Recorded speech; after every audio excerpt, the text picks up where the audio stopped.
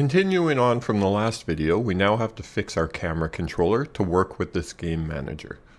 So let's go back to our main camera and let's turn on the camera controller script. And let's double click on it. We'll open that up. So now we have to get a reference to our player while the game is running. So we have the variable already to hold our player. We just need to find it. So let's look at our player controller. We did find object of type for game manager. So I'm going to copy this. I'm going to put it in here. I'm going to delete the player died part. But if this finds our game manager and the game manager is what's spawning the player, we can use this to find what the player in the game is. So currently here we spawn the player, but we don't keep track of it all. So we're going to want to do that. Let's make a variable. We're going to make a game object. And let's just call it, you know what, instead of player, I'm going to call it current player. So we know it's not the prefab, it's the actual player that's currently in our game. Now when we instantiate it, we can just do current player equals, and then we do the instantiate, and now this current player is going to store the object that we created here. So this is something very common you're going to do when you create an object, because once you create it, you're going to want to modify and make changes to that object. So doing this is the same thing as dragging and dropping it in the inspector like we've been doing, except this does it all in code. So now we have the current player, but we need to get it from the camera controller. So there are other ways that we can do this. Instead of making this public, we would normally use what's called a property and access it that way. But that's a bit more advanced, so we're not going to get into that here yet. For our current level of learning, we're just going to make this current player variable public. Now when we go in the camera controller, we can access that. So we could say .currentPlayer. So what we can do is, let's just delete this so it's more clear. So we want to take our player and make it equal to find object of type game manager .current player. And now because this is a game object, not a transform, we also have to put .transform because the type of these two have to match. So player is a transform, which means we have to put a transform into it, not a game object. Okay, so now this is going to find the player when it starts, and the game manager when it starts is going to spawn the player. And everything should work fine. So let's run this. Okay, so we have our player, the camera is working. We do have one bug here that when we respawn, the camera is based on where the player currently is. Now I'd recommend trying to give this a shot on your own to see if you can figure out what's happening. A bit of a hint is if you're playing the game, watch the hierarchy while this is happening to see if you can pinpoint what's causing it, and then try to find a fix on your own. So give that a try, and then I'm going to show you what's actually happening here and how we can fix it. Okay, so let's see if we can figure out what's actually happening. Let's run the game. And let's move around. Okay, so everything's working. And if we fall off the edge, now our player spawns, we can control the player, but the camera is not following him correctly. It's staying off to the side. And let's fall off again and let's have this happen again. Okay, so same thing. If we look in the hierarchy, we can see we're actually spawning a new player each time. So we have 3 players in the scene. So the camera is actually working. It's just following the player that's down at the bottom because we didn't disable them. And if we did disable the player on death when it hits that box, we wouldn't move the camera at all right now. So what we need to do to fix this is let's go back into our game manager. So what's currently happening is when we are on the player controller and we hit the kill box, we're telling the game manager that the player died. Then we go to the game manager. Player died is just calling spawn player. And obviously spawn player is creating a whole new player. So that's not gonna fix it because it's gonna create a whole new player.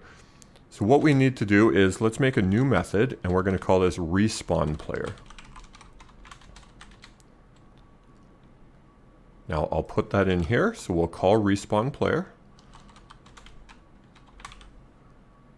And all we have to do is move the player up to the spawn position.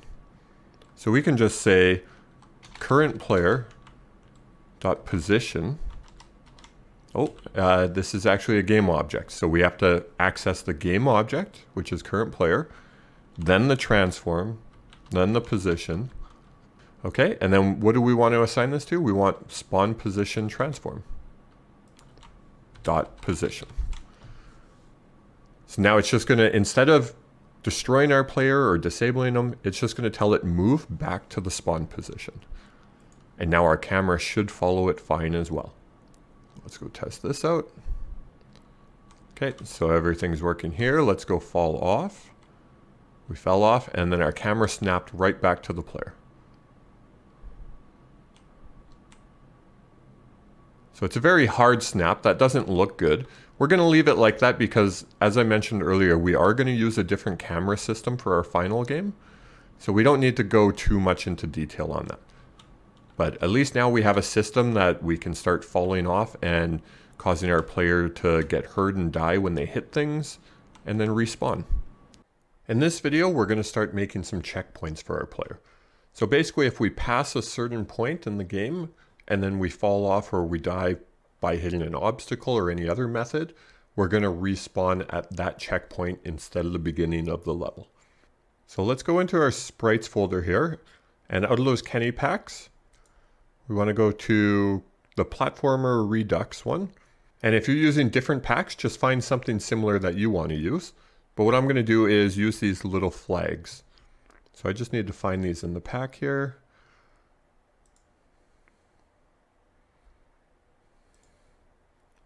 Okay, so they're under items. We can use any color. And later in the videos, we're going to make a little system. So when the flag is not activated, it's going to be a down flag. And then when we bump into it, then it's going to go up. But for right now, we're just going to make a simple system. So I'm going to go with the blue flag, pick anything that you want. And I'm just going to drag it into the game here. Now we don't see it yet because of the sorting layer. So we do have these layers that we created already. I'm actually going to create one more layer. And I'm just going to call this one items. And we'll use this for various pickup items and other things that we can bump into here. So I'm going to go back to the flag. I'm going to assign it to the items layer. And now again, we just have to go back to our light. Okay, so I'm going to add the items layer. And now we have a flag. So I'm just going to place it right here. Actually, I'll move it over just so it's clear so it's off camera when we start. So we'll start it on this one here. Next, we're going to have to give it a collider. So this can be whatever collider you figure is best. I'm going to go with a circle collider 2D. I'm going to up the radius a bunch here. And then I'm just going to center it a bit on the flag. So this way we don't have to touch it exactly. We just have to come within close proximity to it. Maybe I'll make that a little smaller actually.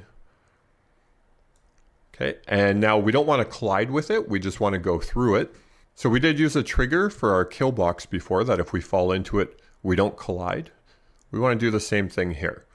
So just to be more clear, a trigger is still a collider, but it won't stop our objects from hitting each other. What it does is it just detects if something comes into this collider. So instead of making a physics collision, like when we bump into something or if we're standing on a platform, so you can almost think of it kind of like when you walk through a door and there's a motion sensor or something that picks up that you went through there. It's kind of the same idea. I'm just going to rename the item to checkpoint. And now we need to make a script on here. So I'm just going to make a new script and I'm going to call it checkpoint.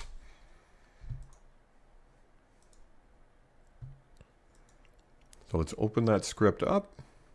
And now we have to decide what we want it to do when we collide with it. So we don't actually need starter update right now. We just want to use on trigger enter 2D. And let's go look at our game manager here since this is what's spawning the player. And we can see it's using the spawn position transform. So what we're going to need to do is tell the game manager which spawn position it should be using. So I'm going to make a method here. I'm going to use type void again. I'm going to call this set spawn position. So now we're going to do something a bit different here. We're going to use what's called a parameter.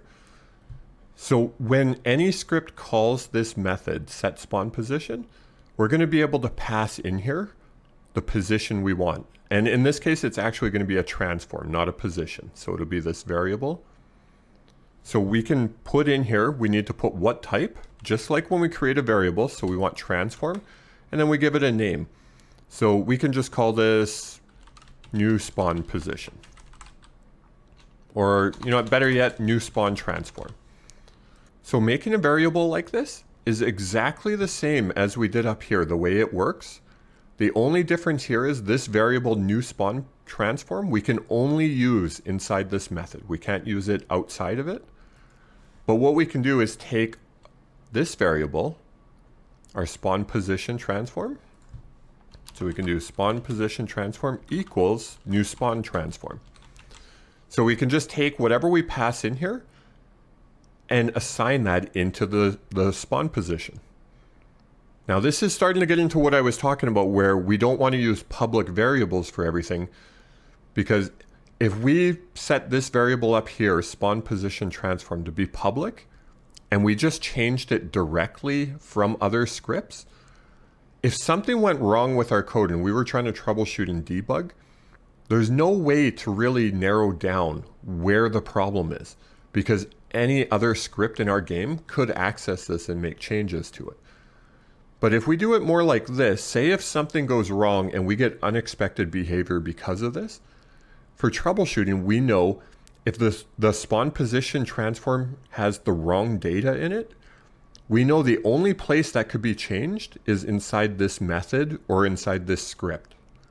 So it's just a way to kind of future-proof your code, that when you start making mistakes, it makes it a lot easier to troubleshoot and find them. And now speaking of that, we have set spawn position, but remember this is private by default, so nothing else can access this. We have to put public in front of it. So that now means this method is public.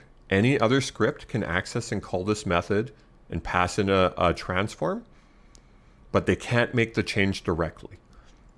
Now another reason this is important is, say every time we update to use a new checkpoint here for this new spawn position, say if at the same time we wanted to make a change, we wanted to set a different value on our game manager, or we wanted to change the player's health, something like that.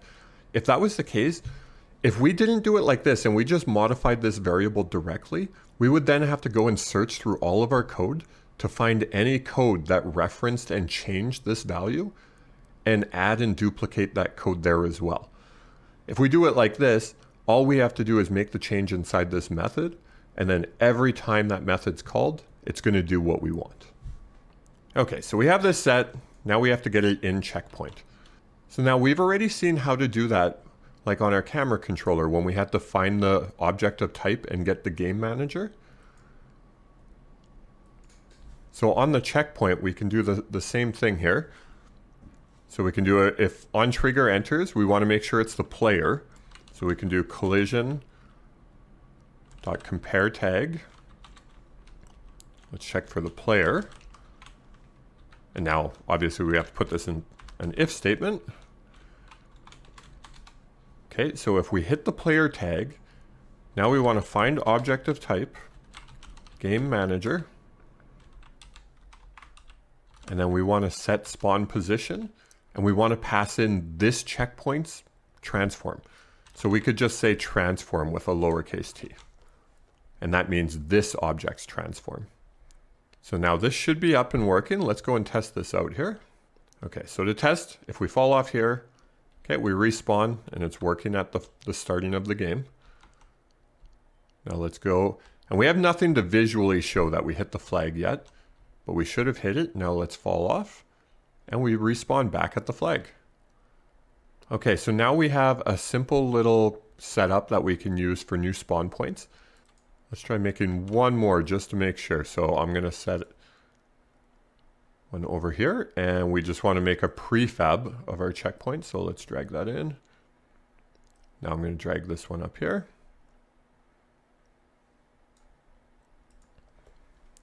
And let's test and make sure each of these work. So once we hit the first checkpoint, we should spawn there, which we do. And let's go find the second one. Okay, so we have the second spawn point, and now we spawn at this one. Okay, so we have a simple little checkpoint system in place here. I will see you in the next video.